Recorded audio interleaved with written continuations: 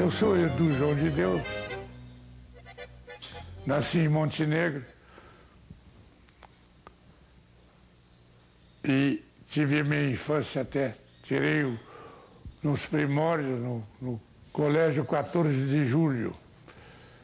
Mas aproximadamente, meu pai era um funcionário da aviação férrea do Rio Grande do Sul, naquela época, uma das maiores empresas de transporte da América. Meu pai era Moisés João de Deus.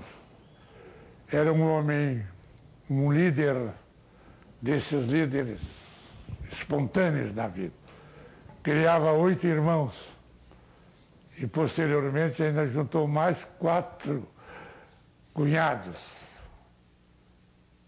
E ele foi eu era bem jovem, eu e meu mano e a minha irmã, ele foi transferido para Bagé, onde eu terminei o meu curso ginasial, no ginásio Auxiliadora, e me formei, tirei o ginásio em 1943. Antes de nós irmos para Bagé, nós tivemos uma passagem por Passo Fundo de 1 ou 2 anos, onde conhecemos a família Sirotsky, através do seu pai, o seu Zé Sirotsky, que tinha um armazém. E eu conheci o Maurício. E a Ione, que naquela época até ela tinha cantado na Rádio Gaúcha. E aí, mas não foi uma amizade profunda, né? Foi um conhecimento naquela época. Depois se acentuou antes da morte do Maurício, que ele era protetor, e eu também do Alcides Gonçalves, o cantor, que eu tive o maior contato com ele. E da Ione, a última vez que eu a vi, que era menina, ela cuidava de um irmão, na época que o meu pai faleceu, no Hospital São José, no Hospital São Francisco, em Porto Alegre.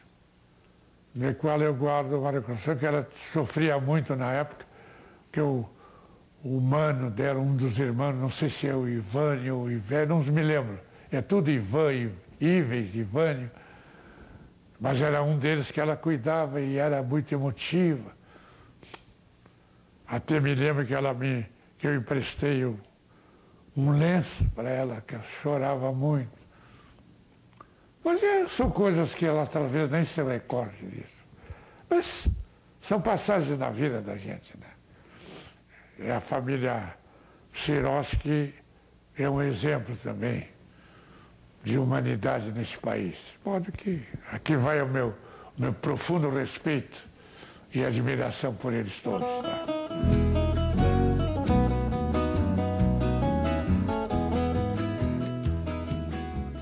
Meu pai, visionário como era, me mandou para Porto Alegre estudar. E eu vim para o Colégio do Rosário, onde frequentei em 1944.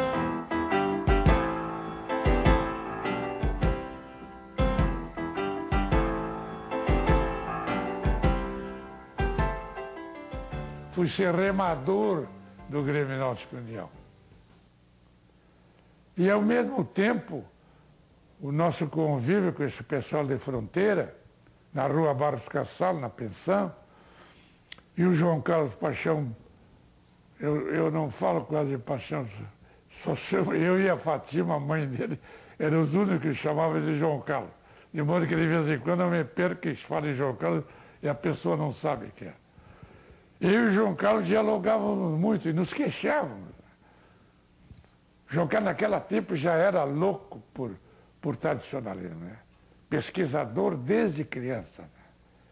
E ele, então, nos conhecemos, nos identificamos, principalmente com a família Machado Vieira, ali da Florença e Gartua, onde nos reuníamos, e aí foi crescendo a ideia.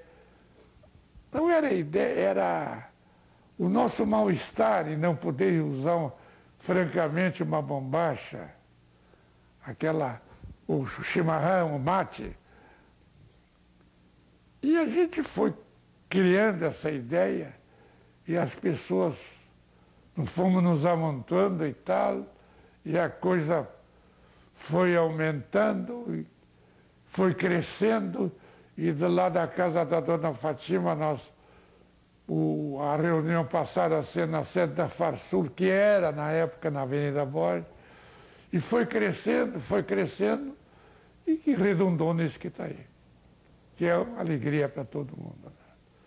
Hoje, e ao mesmo tempo, paralelamente, eu era remador do União. E, infelizmente,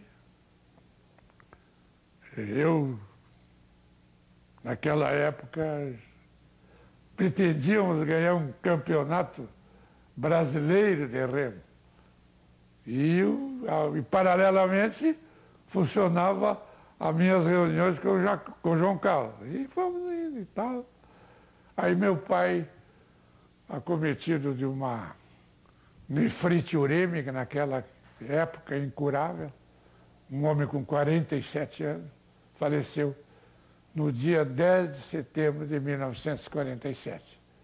Exatamente há poucos dias do desfile em que o João Carlos caracterizou a fundação do 35, onde estava o Celso Campos, o Leiria, o João Machado Vieira, Fernando Machado Vieira, e o Siqueirinha, que é um dos únicos que existe daquela época, daquele grupo, só existe o Siqueirinha e o João Carlos. E o senhor? E eu, mas eu não consta daquela foto.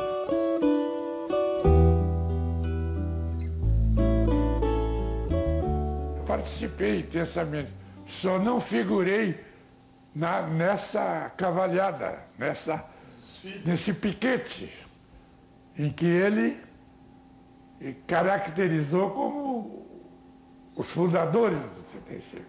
Essa é a única diferença.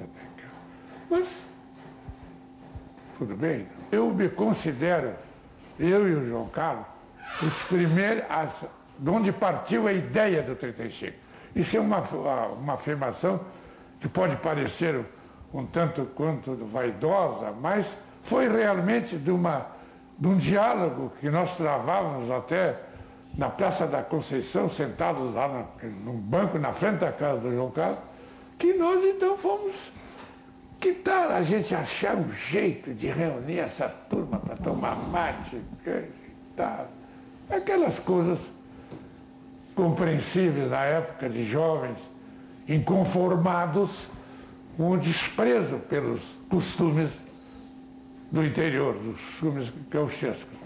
E daí a ideia se transformou. E para surpresa minha, eu só em 1900, eu estou numa reunião lá na União, onde eu sou associado também há mais de 60 anos, que eu, para surpresa minha, um dia surge um zenze lá de bota e bombacha, acompanhado do coronel Laíre, que também é diretor do União, coronel da Brigada. Diga, mas o que esses índios querem aqui dessa zona? E aí eu como sempre, abro, a meia hora em ponto, eu abro os trabalhos, é tradição nisso. Aí ele quis entrar, eu digo, calma amigo, isso aqui não é casa da mãe Joana, isso aqui, o senhor espera que...